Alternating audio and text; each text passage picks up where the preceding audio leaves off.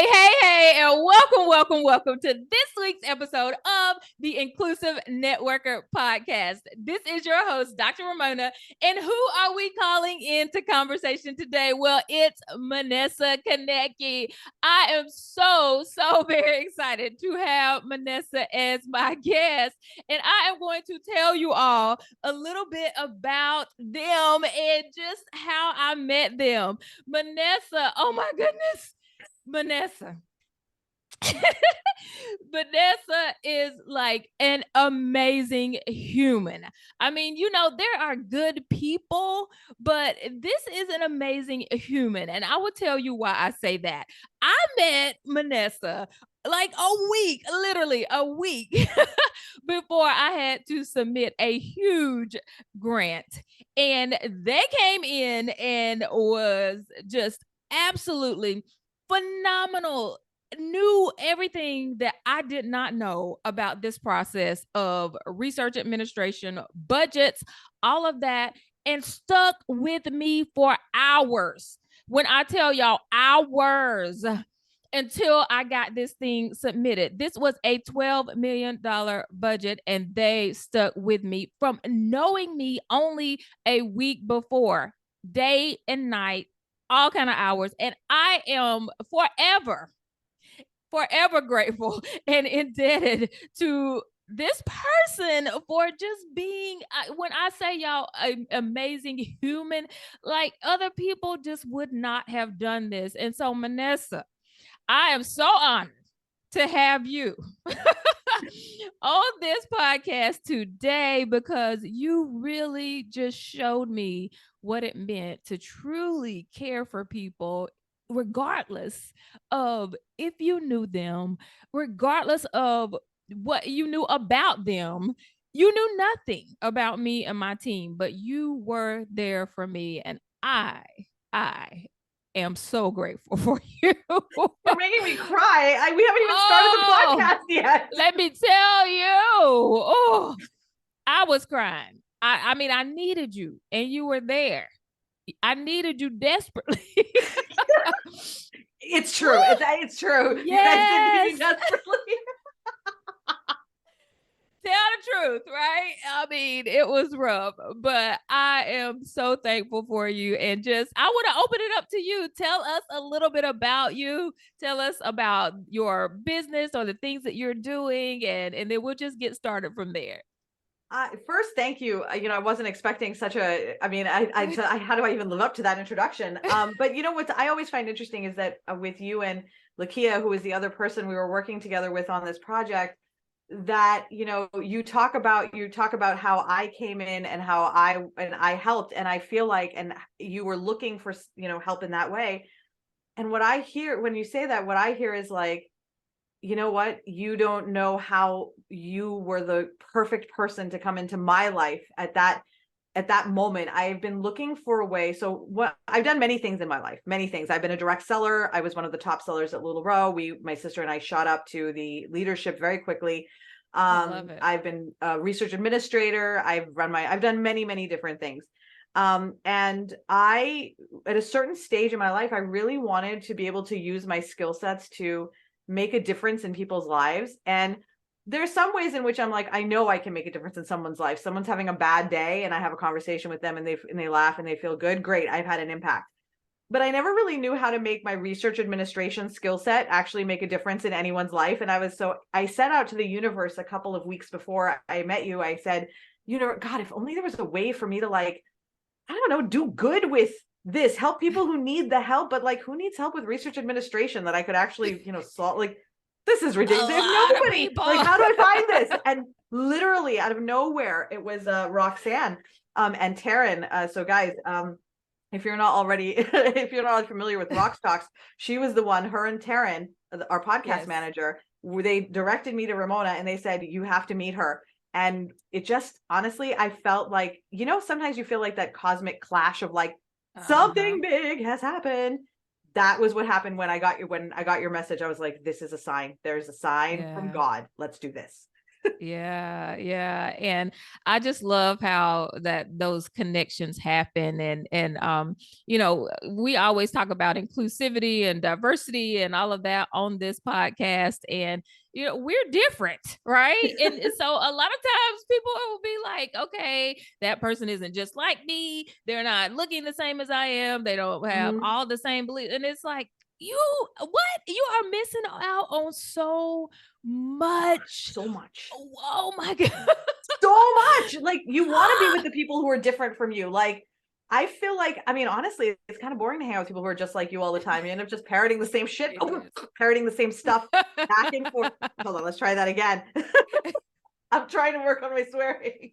I forgot what I was saying. But sorry about You that. Can said we it's cut good to that out? have people that are different because you're just Thank taking you. the same stuff back and forth. It Yeah. it is so important to hang out with people who are different from you, because otherwise you end Yeah. up, and to like get to know and to be excited about it, not to be like, we talk about diversity and inclusion and things like that, but I was talking to one of my friends, Rashonda, the other day, and we were talking about how so often people who people will use it as like an activity, like I need to be inclusive, I've got to do this thing. And Rashonda said, she said, it's a lifestyle. It's a Yes. lifestyle that it's like, and so I think that for me, it's really about, where are our connections? Where are our soul connections? And the differences only make it more exciting, because that means that there's so much more opportunity for texture in terms of our conversation and things that we learn from each Hmm. other. I find it really, really exciting, but I can see why many people don't do that kind of thing, because excitement, the other side of excitement is fear, right? So like it's that same Hmm. feeling inside. So if for people who are afraid of like stepping outside their comfort zone, and like hanging out in different places where they may not ordinarily go, going to cultural festivals, like just really getting more exposure, it gets easier the more you do it. And then the more you do it, the more excited you get. And then the more you want to do it. And it kind of builds on that. So I'm with you. Yeah. Differences all the way. Yeah. So as we talk about this, you know, my one of the first questions that I always ask my guests is, "What is your lens?" Okay. So you know, I always say I'm a black woman that was raised in the deep South in a very Christian home at the corner of black and blue. Right. My dad was a cop, and you know, I always talk about my lens. So tell us, what is your lens? So I've been on this journey of self-discovery in the last 5 years. So I feel like I've become really familiar with my lens. Prior to this, I think I was still prior to that, I was figuring out like, what is my lens? I feel like the last few years have been really impactful. So I am a Pakistani trans non-binary person. I'm married to a trans woman. We have been going on this journey together. I lived most of my life in Pakistan. So I can't say that anymore. Oh my God. I can't say that anymore. Okay. So I lived my first half of my life in Pakistan Mhm. until I was about 21, 22. And was one of the only white, well, actually biracial. So one of the only biracial, but my skin was lighter than everybody else's. And Mhm. so I grew up with a lot of people saying things like, "Oh my God, your skin is so nice. It's so fair." And hearing things like, "Oh my God," that, like, and with like, I grew up with a lot of feeling different because my skin was lighter, um, which is fine in and of itself. But it did make me feel like a little bit of an outsider, because in my mind, I'm half Pakistani. So I see myself as a Pakistani person. So I have a lot of Mhm. multicultural, racial, complicated things in my brain, as we all do. But that's sort of my lens, is really, I've spent the last few years trying to figure out where I land. And I think anyone who is biracial struggles with that, is figuring out, where do I fit in? Where do I land? Who am I? Pakistani enough? Am I white enough? Am I whatever enough? That was the source of a lot of shame for me, as I grew up, is just not being enough in any way. Because when I came to the States, everybody saw me as Pakistani. And then I got a lot of questions about being a terrorist, a lot of questions about, why do your Mhm. people hate us? And, things like that, which was very surprising to me, because like, so I just didn't really feel like I fit in anywhere. Um, so that is sort of like so for me, one of the key elements of my life has been about finding peace with who I am, like really just trying to figure out, how can I love myself, right? So that like, I'm not looking outwards for that validation, because regardless of, as I get older, the more I realize that my differences, like I said earlier, are more about that, like anyone who thinks that our differences are bad is not someone I actually want in my life, because I think differences are good. I think differences, or I want to be with that person and help them, educate them to see, like, look, like, because some people will come along on the journey, some people won't. My lens is to always act as the best as I can, to lead by example of being a joyous person who is trying to live a life of fulfillment and helping others live a joyous life of fulfillment, which means not not not being mindful of the way in which we show up in the world that can make people feel unincluded, rejected, like they don't belong, because I'm very sensitive to that kind of thing. And so for me, it's really about how can I show up to make sure that I am only bringing joy and fulfillment into other people's lives.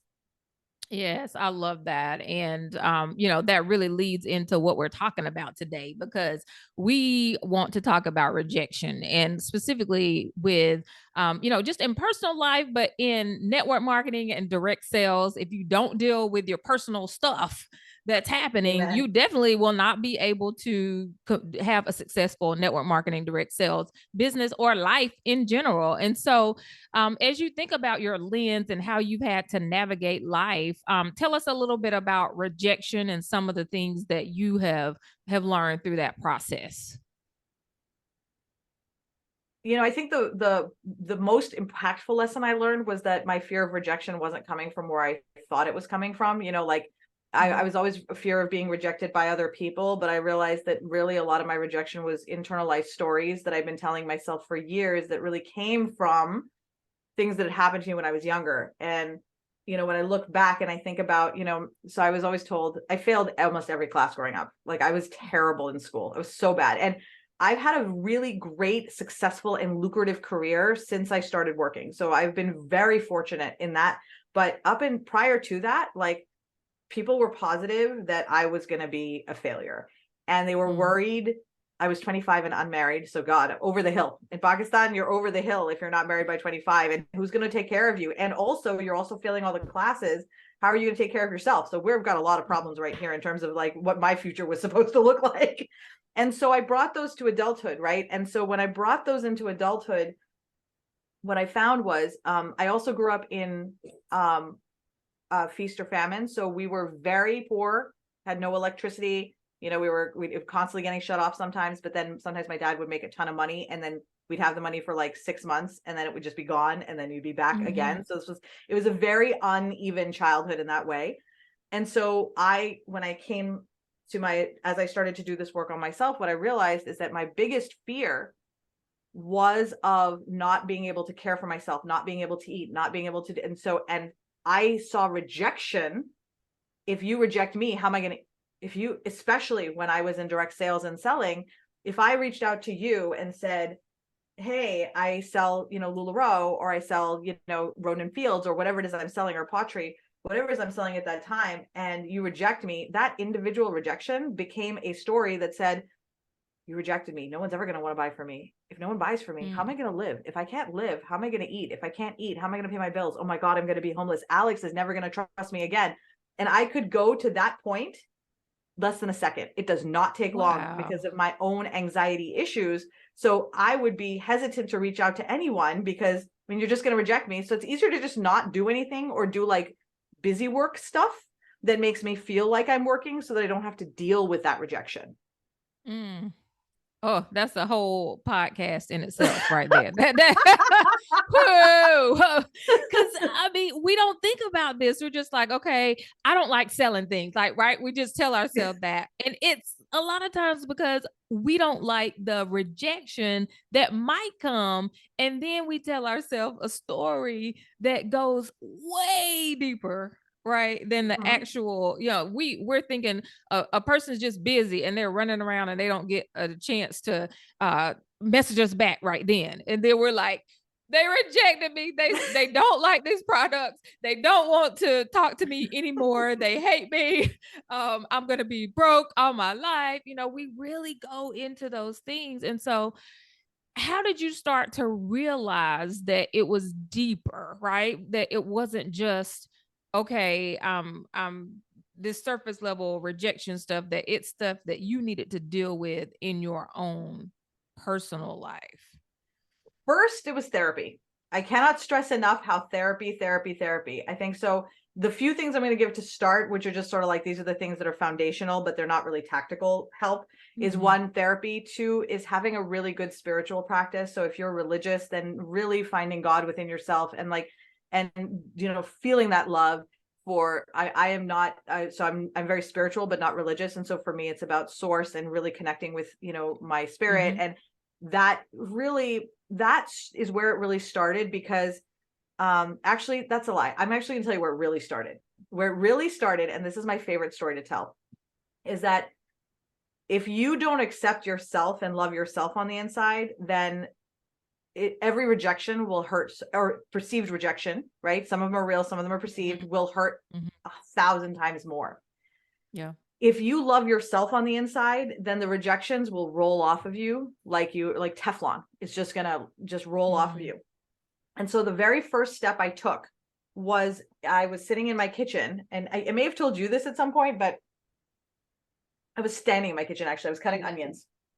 And I was at this point, I was already a mentor at LuLaRoe. So I'd already been, my sister and I were already, we'd done our trip to Guatemala and stuff. And so I'm sitting there and I'm cutting onions, and my inner voice started to say something obnoxious. I have no idea what it was at this point, but it was obnoxious.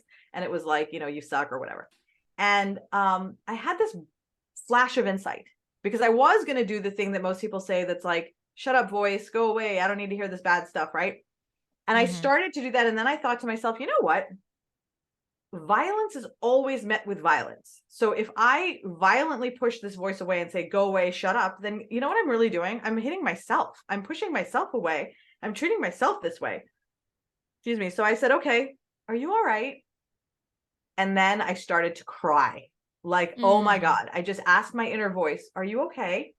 Mm-hmm. And like, there was a silence, like, it was just like, what?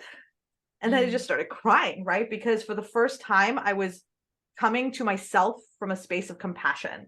So I think one of Mm-hmm. the really first steps that it was coming to myself from a space of compassion, and seeing my whole self as not, you're damaged, you're bad, you're terrible, good or bad, or, you know, it was really more about, I'm a full human being. And it allowed me to release judgment and instead start to see where some of these things are coming from, right? Because if you keep pushing that inner self away, which is your inner child, then you're not going to get insight into what some of those things are that create that infrastructure within you that make you so afraid to go out and ask for the sale. But once you start Mm-hmm. having that conversation within yourself, and this is why therapy helps, because I'll be honest, there's a lot of things that you find in that you're like, I don't know how to deal with this.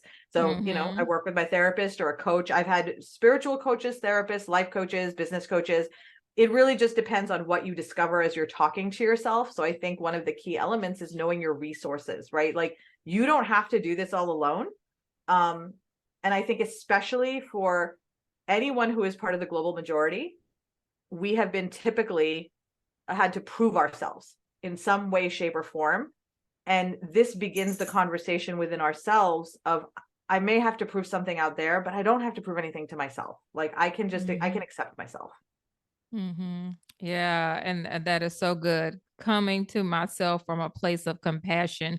And it's interesting because the initial rejection is a lot of times within ourselves, right? That's what you're saying, is that we start rejecting ourselves, and then we are anticipating that everybody else is going to reject Yep. ourselves because we already do it, right? We do it it with everything. And so, oh wow. Okay. So as you move from that process, so that was the step one, is to just be more compassionate with yourself. And then tell us a little bit more. So as we start to think about this actual business, right, and Yep. how you started to incorporate it in your business practices, what you learned, just tell us some more about that. That was actually really exciting, because I think, Mm-hmm. so let's put ourselves in the moment. So for everybody who's listening, you're a direct seller, you're, you know, the things that you need to do are, you know, reach out to people via text message, email, Facebook, Instagram, things like that, to, you know, and then at the same time, you know, you're also going out to, you know, talking to your friends and family. I think there are a few things. One of the first ones is recognizing that the world doesn't revolve around us, right? And why that's Mhm. so important is because you were talking earlier about somebody who didn't respond to a text, and it's or worse, right? A message that is read and then like they don't respond, and Mhm. you're like for 3 days, and you're We like, have oh my all god, had they that. read, and you're like, oh my god, this is the worst. Um, what I started to do is pay attention to the stories I was telling myself. So I want to recommend this book. This is a really great book, especially so this is Maria Vasquez. She is my life coach, spiritual coach, and it's called How Connecting to God and Personal Responsibility Brought My Life from Struggle to Sparkle. And this book was valuable because it kind of has a lot of the blueprint of the process that I went through in it. But the key element in here is you are the stories you tell yourself. Whatever the story you tell yourself is, that's what's true.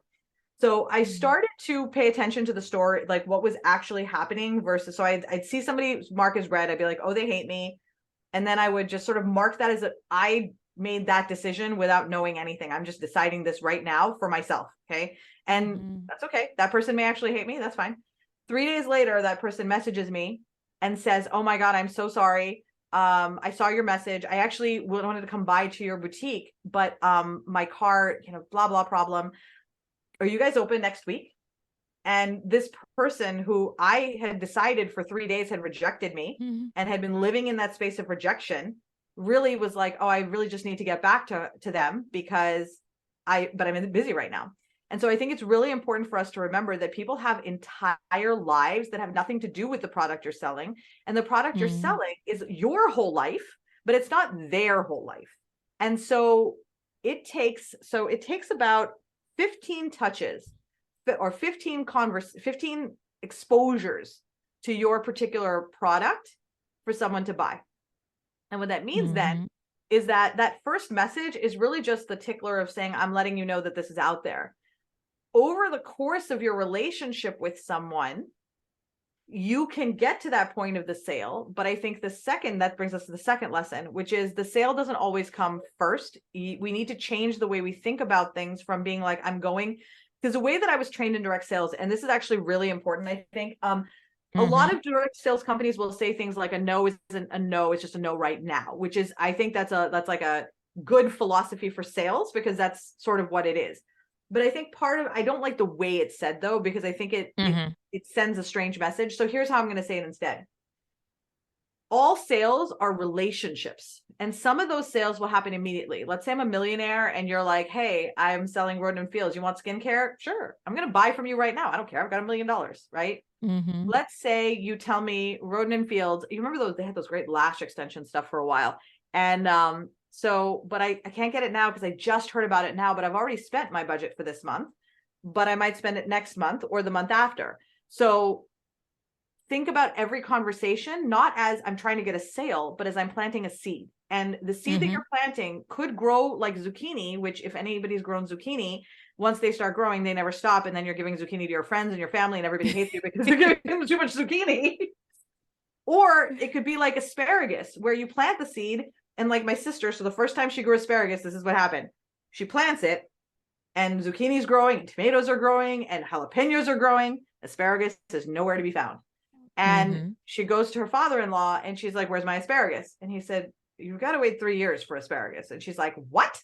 And he says, asparagus takes 3 years to fully root, and then it starts to grow out, and then it will grow for 10 years. Wow. Mm. So once the root's there, you're going to get asparagus for 10 years. You don't have to plant again. It'll just grow because the sticks just keep growing up. So the brilliance of that is that right now you are thinking of, I called somebody and they rejected me. But what if instead you think of that as the first step of a 6-month long relationship where they say yes at the end, right? Mm. And part of that, believing that they say yes in the end, comes from having compassion for yourself and recognizing that it is possible for you to win, because so many of us are so used to having doors slammed in our face that we just like, it's easier if I just accept that I'm going to be rejected first. And then that way I'm pleasantly surprised when I'm not. Let's do it the other way around. Expect that you're going to actually get it. Just expect it a little bit further out. That is so good. Oh, so I think about that. You're talking about asparagus. I've heard it with bamboo and how it takes Mhm. 6 years and then it just all of a sudden sprouts up. And it's this idea we talk about in direct selling and network marketing about hunting, right, versus farming. And so when we talk about hunting, it's like, okay, I gotta go get you. I gotta get you right now. I'm shooting. I'm ready. But with farming, it's like the farmer plants the seed, but it would look silly for the farmer to just say, grow up seed right now, grow up, right? Looking at the ground like you get going. Why And I aren't mean, you it just growing? yeah, it just doesn't even it not logically doesn't make sense. And so that's I love that you talked about I'm thinking about I'm planting this seed, but this seed is like a relationship builder. That's all I'm thinking of it as. And we always talk about, removing yourself from the outcome. It's not about the outcome. It's about the relationship that you're building along the way. And the outcome will happen, right? Eventually. And so, Mhm.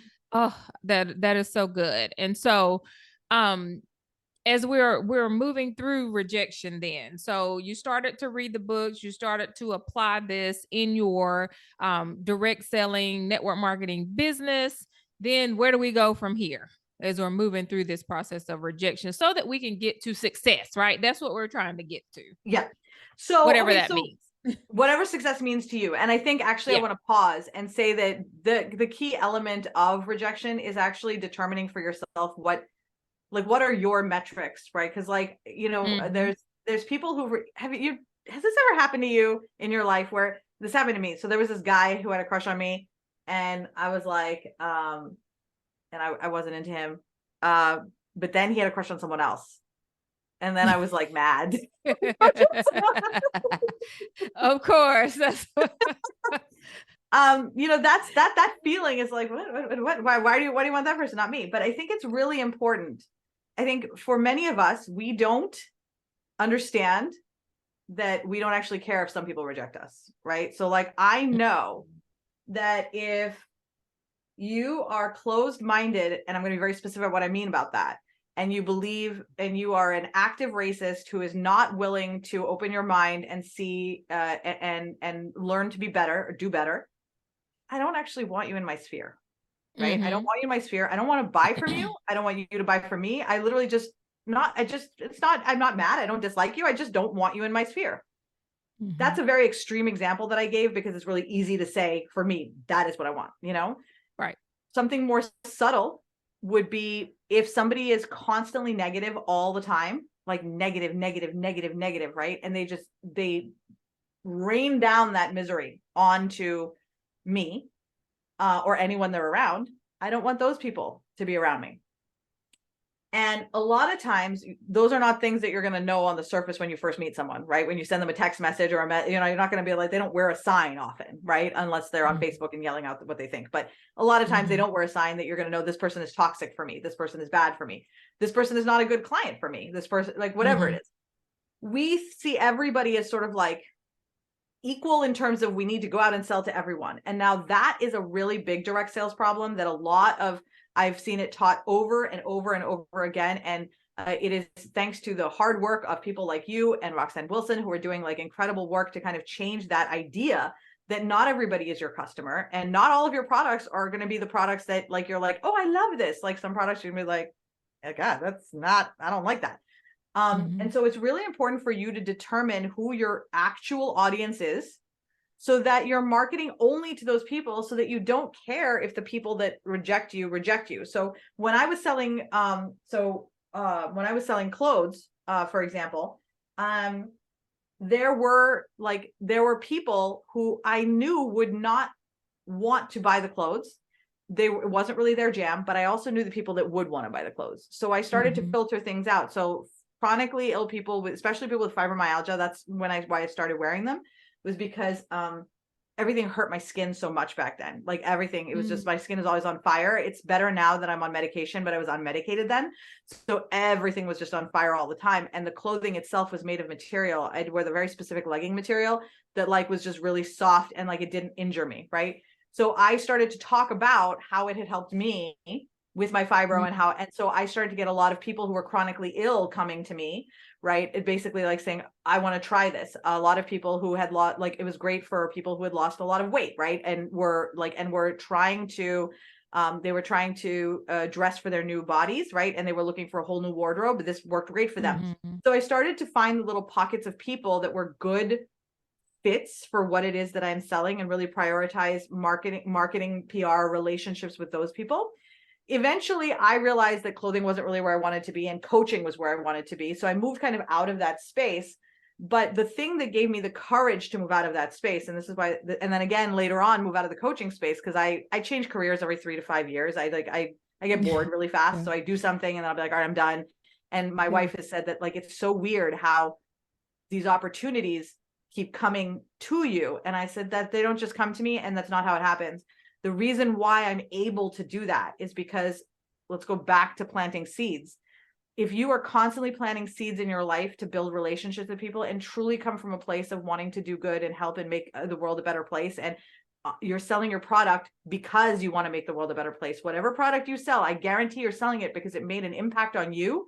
It changed your life. That's what direct sales is all about. It's about changing the world, one person, one product at a time. So instead of leading with the sale, you lead with the change, lead with the relationship, lead with that. And then even if nothing happens now, what I'm finding at this stage of my life is that the relationships that I've been building over the course of the last 10 years are what is allowing me to make these changes in my life now. But we are so used to looking for instant gratification in our businesses and in life that we will tend to, if I do a thing and I don't see the results immediately, I'll stop doing the thing. But the problem is that thing is the thing that will make you successful. You just have to trust the process. Yes, that is so true. And I think that's a part of rejection too, right? As we're bringing it back, we keep rejecting the time that it takes, the energy, what this process is showing us, right? We reject the process itself, and so Yes. we don't even get to the point where we can be successful because we are constantly in this cycle of rejection in every area of our life. And so it's so interesting that a lot of people just won't get to the place where they're really facing the rejection because it's painful, right? People will just continue to Absolutely. back away from it. It's like, oh, I see this thing, I don't like it. I like this image that I have of myself, and so I'm not going to go there because it makes me feel bad. But it's not about feeling bad, right? It's about, I've got to recognize this and say, okay, what do I need to do to be able to grow in this area in my life? And so, even the time thing that you were just talking about, it all goes back into the rejection that we are experiencing in our personal lives that you talked about in the very beginning. I think that's a really good point because, I think you said when you were saying earlier about we reject the process. I think the real key is to really define rejection for yourself, right? Is rejection because somebody and you've got to get really granular. Is rejection because somebody put something on red and didn't respond? Right. So, and what I like to do is really identify, how am I going to deal with that? Like, how am I going to emotionally deal with this? Right. So one of my things was, okay, now I see that somebody's read it and doesn't respond. What I do is I pull out that story from before where that person said their car was in trouble. And so I said, this person's car is probably just in trouble. And then what happens then is that there are some people who will leave it on red and they won't write back. But the more you tell you remind yourself of that alternative story, because you're going to automatically go to the story where they hate you. But now you have a different story to tell. So that's why being granular is really key, and finding the areas, noticing when you feel rejected and saying, okay, I feel rejected here, put a pin in that. And then when something comes to debunk you of that, now you have an alternative story.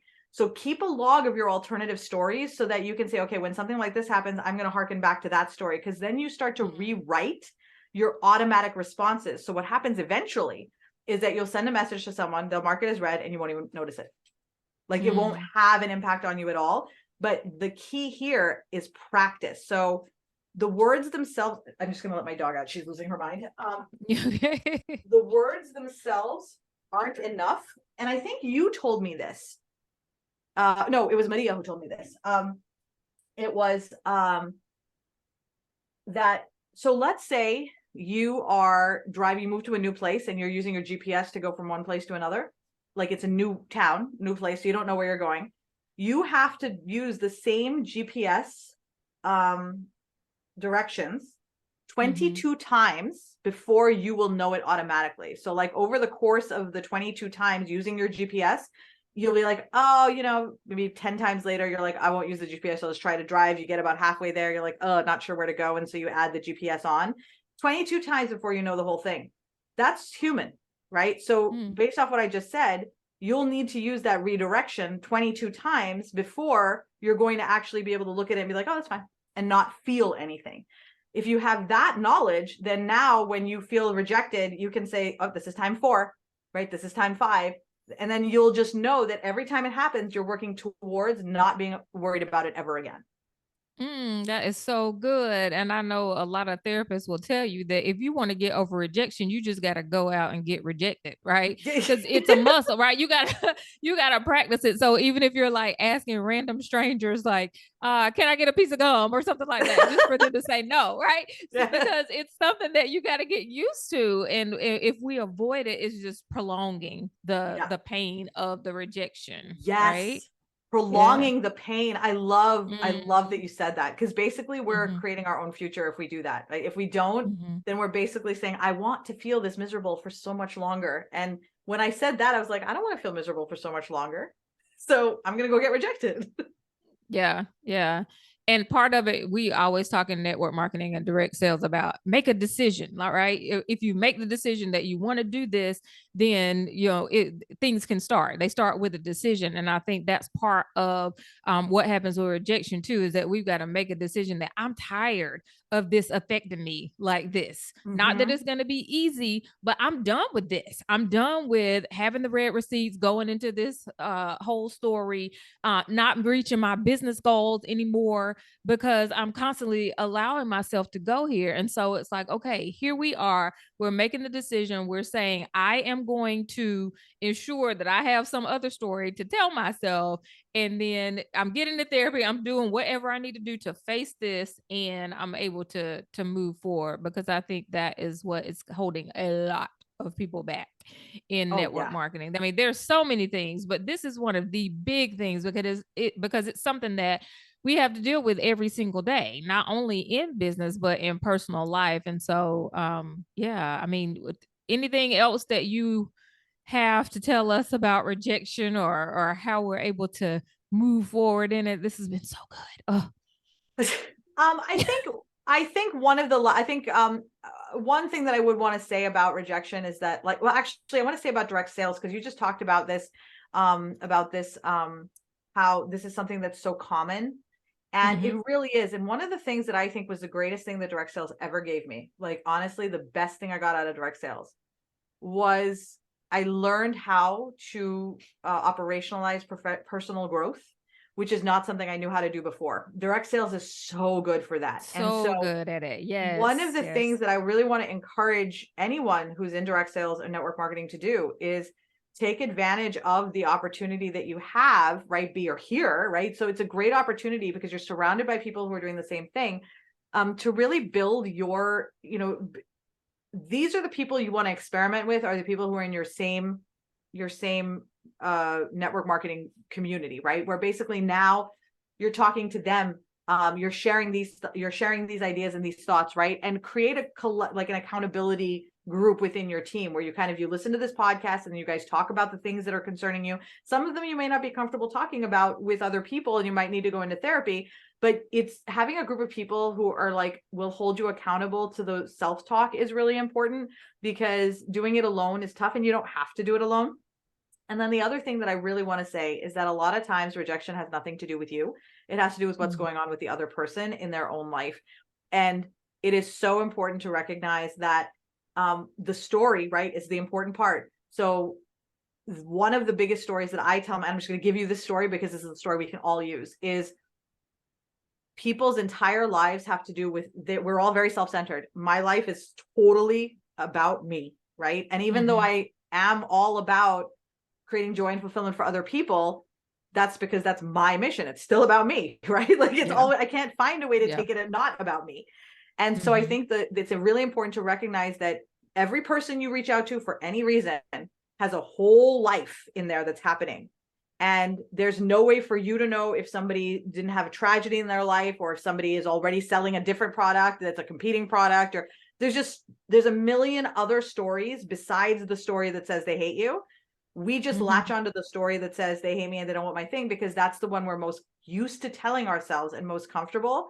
Start telling yourself, like, I'm giving you this story whenever somebody says anything or doesn't respond, or even or does reject you, right?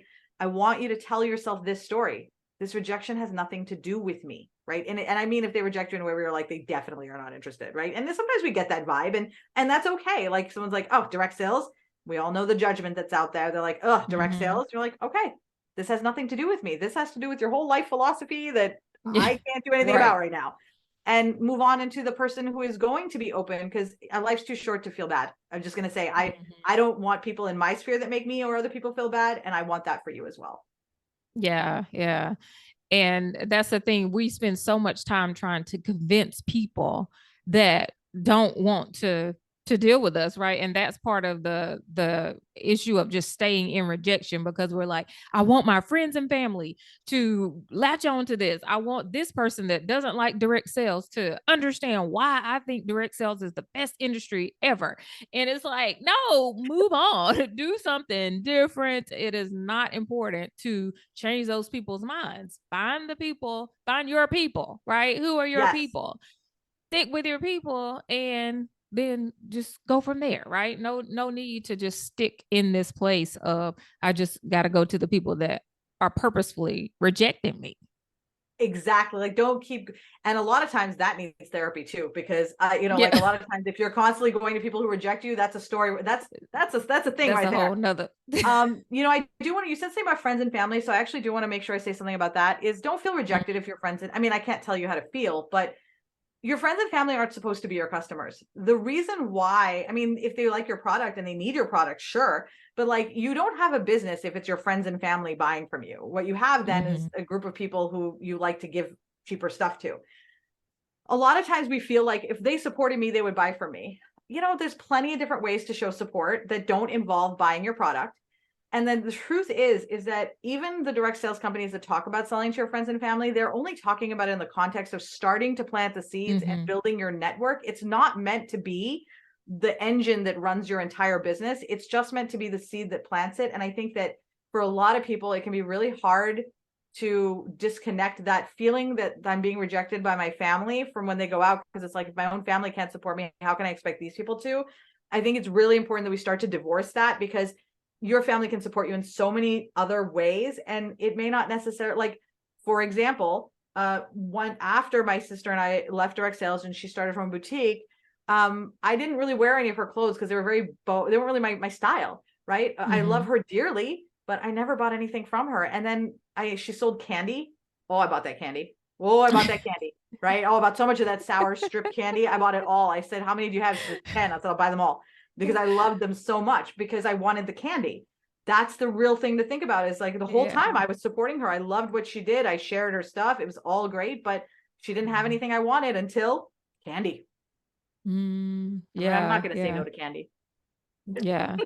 And I think that's all a part of inclusion too. Like, how would you feel included, and how do you help people to understand the different ways that they can be included in your business, right? So it may Mm-hmm. be buying something, it may be sharing a post, it may be telling a friend, right? Giving you a referral, any of that, a million ways. But it's not always purchasing. And so we feel rejected when we have this one idea of how people can support us. So we're like, my So friends and family are not purchasing this, so I am rejected. And it's like, no, give them other options. And I always talk about, if you were selling real estate, you would not expect your friends and family to buy all the houses. Like, I mean, who does that in their business? And so we have to start to think about, well, okay, my friends and family would tell people I'm a realtor. They Mm-hmm. would, tell people that that's my house over there. They would tell people what company I worked for, all of that, but they wouldn't be buying the houses. They might not even buy one because they probably already had a house or they didn't have the money or, there's a million reasons why they wouldn't buy a house. Right. And so we have to think about that with our direct sales business too, is that there are so many reasons. It's not the one thing that you're thinking about as to why people are not necessarily purchasing a product, right? Mm-hmm. Yeah. So anything else? I Any think other? I I think know you I had some sent you. other. You Yep. had some other book or Oh, I did. something. I did. Okay, I do have Yeah. one Don't more forget book. my book now. Okay, Okay. so I want to recommend this book. This is a really, really good book. So here's why I love it. Nancy Medoff is brilliant. And Okay. she is her. So we're writing an article together on imposter syndrome. And Oh. what I love, it's yeah, it's where it's a cool, it was inspired by Ruchika Tulsian's book. Oh, wait. Tulsian's book about inclusion on purpose. Great book. Mm-hmm. I love that. So it was inspired by this. We're writing an article on that, but this is the book I really want to talk about. So what I like about this book is that it's very tactical. So this is not she has a very short portion in it where she talks about, the philosophies and theory and whatnot. But for the most part, she actually gives really tactical information. And it's mostly Mm-hmm. it's written for women in corporate. But I would actually recommend that. And as I read it, I was like, you know what? I relate to this in so many other ways. I feel like everybody needs to read this who feels like, okay, you've told me all the things that I need to know, but now I'm not sure actually what to say. That's really where a lot Mm-hmm. of people get stuck, is like, I don't know what to say. I don't know how to say it. I don't know how to advocate for myself. I don't know how to have a voice, right? Because as Yep. you're building your confidence, it's the actual, like, it's like, I accept all this, but mechanically, operationally, how do I do this, right? So this is the book that will help you operationalize a lot of this, which is why I like it a lot. It's really short. So I recommend it to everyone who's like, who feels like they struggle in that space, because it's sort of just like, as they here's a bunch of language that you can use. You can workshop it to Mm-hmm. yourself for negotiation, salary raises, sales, pricing, any things that are related to asking for what you want, right? And that's really what sales is asking for what you want, and how to ask for it in a way that, like, because, like, if we're feeling like we're going to be rejected, I'm going to come to you in a very diminutive way, because I'm like, I don't really want to bother you, but, like, as Mm-hmm. opposed to, dude, have you seen the new lash stuff from Roden Fields? Like, Yeah. my lashes are like so long right now, I can't even with them. Like, yeah, you said that your Yeah. lashes were short. Like, that one of them is like, oh, Mm-hmm. Vanessa's really into this lash thing. And the other one says, I'm really embarrassed about this thing, but I'm really desperate to get something. And so this book will show you how to present what it is that you're trying to present, in spite of that fear of rejection, which is something that we do need to Awesome. do as we're growing out of it. Mm-hmm. Okay, so read the title of the book again and the It author, is because some people are just listening, and so we want to make sure they perfect. get it. All right, Unmute Yourself, Speak Up to Stand Out, and Get Your Seat at the Table by Nancy Medoff. And then the book about your stories, and this is the book that will help you. It's kind of like, how do you rewrite your stories, and that it's really good about that. Mm-hmm. And I love the way she writes. Super Sparkly Everything by Maria Milagros Vasquez, actually. And how connecting to God and personal responsibility brought my life from struggle to sparkle. Love it. Love it. So, Minessa, where can we find you? I know that everybody is going to want to stay in contact with you, so we need to know where you are. You can find me at Minessa.com. I got that domain and I'm never letting it go. So Oh, you can find I love it. everything you ever want from me at Minessa.com. Yes, awesome. So thank you, thank you, thank you, Minessa. This has been a wonderful conversation. And thank you all so much for listening to this episode of the Inclusive Networker podcast. Thank you again. I cannot say thank you enough to my Thank fabulous you. Oh guest, my God. Minessa. Thank you so much for having me. Thank you so much to your listeners. I love what you are doing so much. And I'm so excited to be a part of it. And so I'm so honored that you asked me on. Thank you. Awesome. Well, you will find Minessa's information in the show notes, and we will see you all on the next episode of The Inclusive Networker. Bye.